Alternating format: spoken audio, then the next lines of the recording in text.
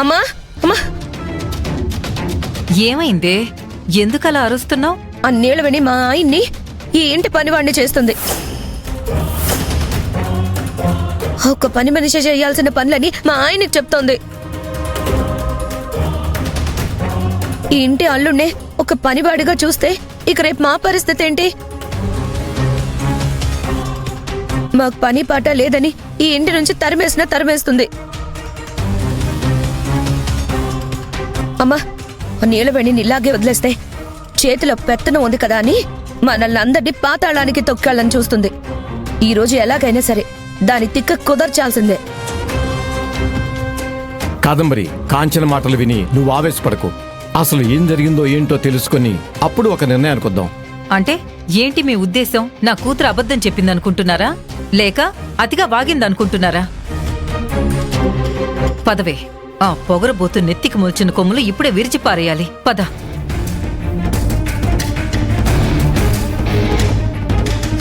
ఏయ్ నీలవేణి, ఏయ్ నీలవేణి, ఏ నీలవేణి, నీకెంత ధైర్యం? ఈ ఇంటి అల్లుడికి నువ్వు పనులు చెప్తావా? ఈ ఇంటికి అల్లుడిని నువ్వు పనోళ్ళ చూడాలనుకుంటున్నావా? అమ్మగారు, అంటే అమ్మా, అది ఈ ఇంట్లో ఎవరో ఒకరు ఏదో ఒక పని చేస్తున్నాం. అలా పని చేసుకోవడం నేరమంటారా? కాదు కదా. అలాగే కోటి అయ్యగారు కూడా ఏదో ఒక పని మీద ఉండాలని నా ఉద్దేశం, అంతే. ఏదో ఒక పని చేయడం వేరు, ఈ ఇంట్లో పని వాళ్ళు చేసే పని ఈ ఇంటి అల్లుడు చేయడం వేరు. అది కాదమ్మా. నోర్మోయ్!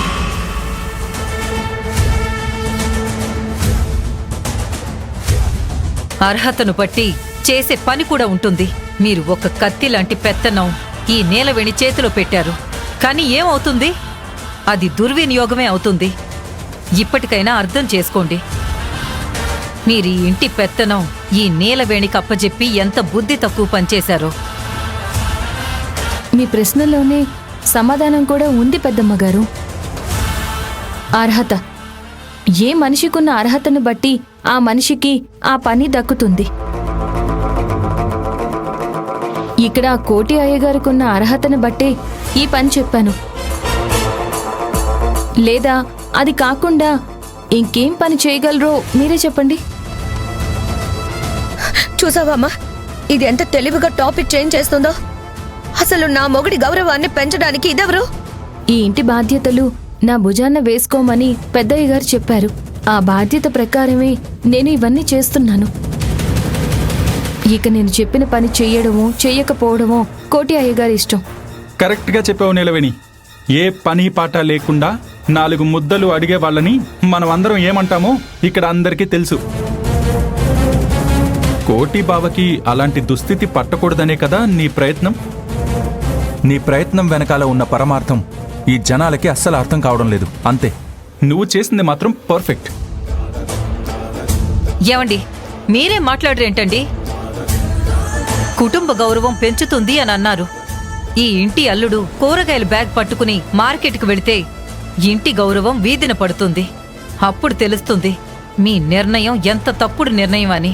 ఏ పని లేనివాడు ఏదో ఒక పని చేస్తే మంచిదేగా. ఇందులో గౌరవం పోయేదే ఉంది?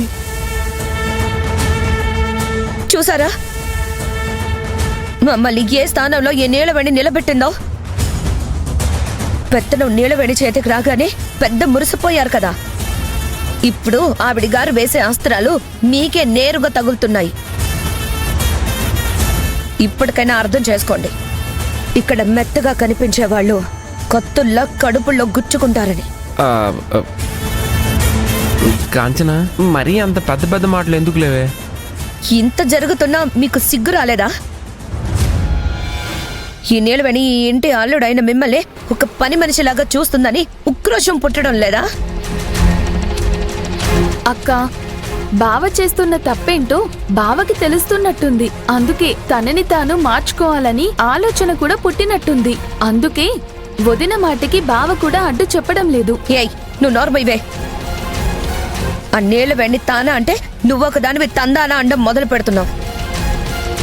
బావా, నీలవేణి నీ పట్ల తప్పుగా ప్రవర్తించిందని నువ్వు అనుకుంటున్నావా? అలా ఏం లేదు బామర్ది. నిజానికి నీలవేణి సిస్టర్ నా కళ్ళు తెరిపించినట్టు అనిపిస్తోంది. అయినా ఇలాంటి చిన్న చిన్న పనులు మనం చేసుకోవడంలో తప్పే ఉంది.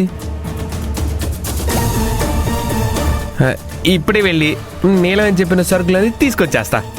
ఏమండి? ఏంటి కాంచన, షాప్ నుంచి నీకు కూడా ఏమైనా తీసుకురావాలా? మీ మర్యాద కాపాడదామని నేను ట్రై చేస్తూ ఉంటే నా మర్యాద తీసుకెళ్లి మట్టిలో కలిపేశారు. చిచి! ఈ ఇంటి పెత్తనం అనర్హుల చేతిలో పెట్టి ఈ ఇంటి పరువు బజారుకి ఇచ్చే ప్రయత్నం బాగానే చేస్తున్నారు. బావుంది, చాలా బావుంది.